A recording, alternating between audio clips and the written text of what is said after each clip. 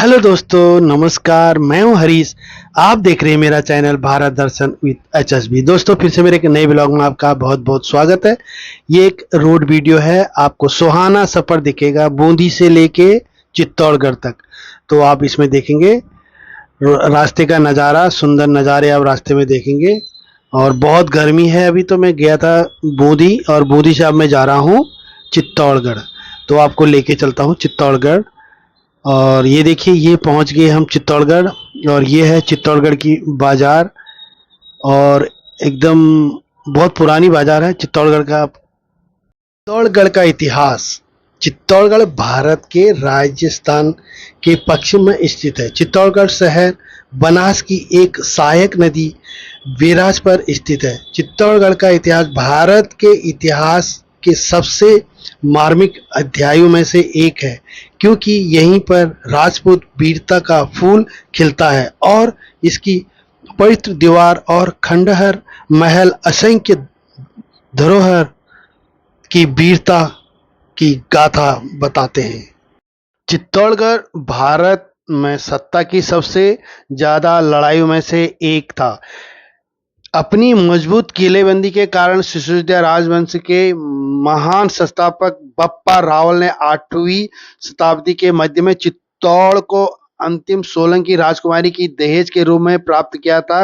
यह 7 मील लंबी पहाड़ी पर स्थित है, जो 700 एकड़ 280 हेक्टेयर में फैली हुई है, जिसके किलेबंदी मंदिर, मीनारें और महल हैं। 8वीं से 16वीं शताब्दी तक बप्पा रावल ने वंश के गुजरात से आमेर तक फैले मेवाड़ नामक एक महत्वपूर्ण राज्य की शासन किया। लेकिन इस 8 शताब्दी के दौरान चित्तौड़ को 3 बार घेर लिया गया, उस पर कब्जा कर लिया गया और उसे लूट लिया गया। 1303 में दिल्ली के सुल्तान अलाउद्दीन खिलजी ने चित्तौड़ की रानी पद्मिनी की बेमिसाल खूबसूरती से उसकी बुद्धि पर आकर्षण की कहानियों का प्रभावित होकर खुद ही इसकी पुष्टि करने का फैसला किया। उसकी सेनाओं ने चित्तौड़ को घेर लिया और सुल्तान ने पद्मिनी के पति राणा रतन सिंह को संदेश भेजा कि अगर वह इस प्रसिद्ध रानी से मिल सकते हैं तो वह शहर को छोड़ देंगे। अंत में समझौता यह हुआ कि अगर सुल्तान निहत्थे किले में आए तो वह पद्मिनी का प्रतिबंध देख सकते हैं। सुल्तान पहाड़ी पर चढ़ गया और कमल के तालाब के पास खड़ी सुंदरी पद्मिनी की प्रतिबिंब देखा। उसने अपने मेजबान का शुक्रिया अदा किया। उसके विनम्रतापूर्ण अलाउद्दीन ने बाहरी द्वार तक पहुंचाया, जहां सुल्तान के आदमी राणा को बंधक बनाने के लिए घात लगाए बैठे थे। चित्तौड़ में तब तक घबराहट थी जब तक पद्मिनी ने एक योजना नहीं बना ली। एक दूत ने सुल्तान को सूचना दी कि रानी उसके पास आएगी। दर्जनों पर्दे वाली पालकियां पहाड़ी के नीचे की ओर चल बसी। प्रत्येक को 6 बिरन में ढोने वाले उठा रहे थे। एक बार सुल्तान के शिविर के अंदर 4 अच्छी तरह से शस्त्र राजपूत योद्धा प्रत्येक पालकी के बाहर कूद पड़े और प्रत्येक बिरन पालकी ढोने वाले को तलवार खींच ली। आगामी युद्ध में राणा रतन सिंह को बचा लिया गया, लेकिन 7,000 राजपूत योद्धा मारे गए। अब सुल्तान ने नए जोश के साथ चित्तौड़ पर हमला किया। अपने 7,000 सर्वश्रेष्ठ योद्धा को खोने के बाद चित्तौड़ टिक नहीं सका। चित्तौड़गढ़ किले में 7 द्वार हैं। कहा जाता है कि यह एकमात्र ऐसा किला है जिसके 7 दरवाजे हैं। यह दुर्ग 7वीं से लेकर 16वीं शताब्दी तक सत्ता का एक खास केंद्र था। 700 एकड़ में फैले और 500 फुट की ऊंचाई वाली पहाड़ी के स्थित किले की बनावट बहुत ही शानदार है। यही इसी वजह से इस किले को भारत का सबसे लंबा किला कहा जाता है। इस किले में मजबूत प्रवेश द्वार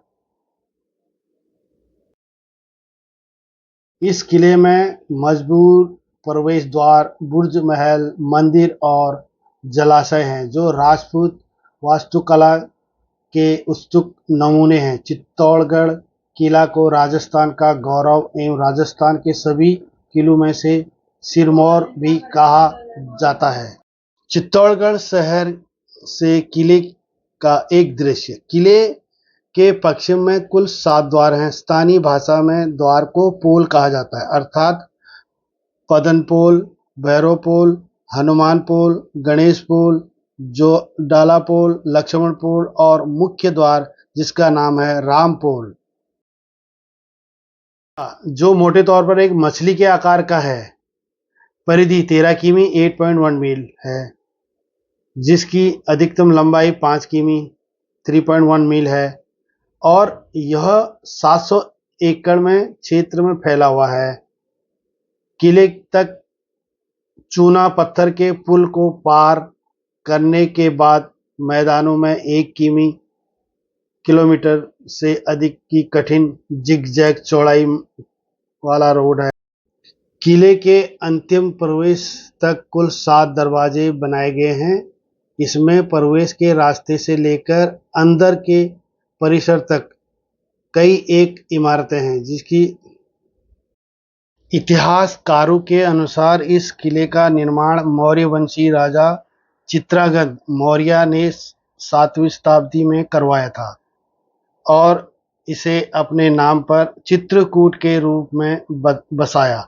मेवाड़ के प्राचीन सिक्कों पर एक तरफ चित्रकूट का नाम अंकित मिला और बाद में यह चित्तौड़गढ़ कहा जाने लगा। यह ऐसा एक पठार पर स्थित है। राजा बप्पा रावल ने राजपूतों पर राज्य करने वाले मौर्य वंश के अंतिम शासक मानमोरी को हराकर किला अपने अधिकार में कर लिया।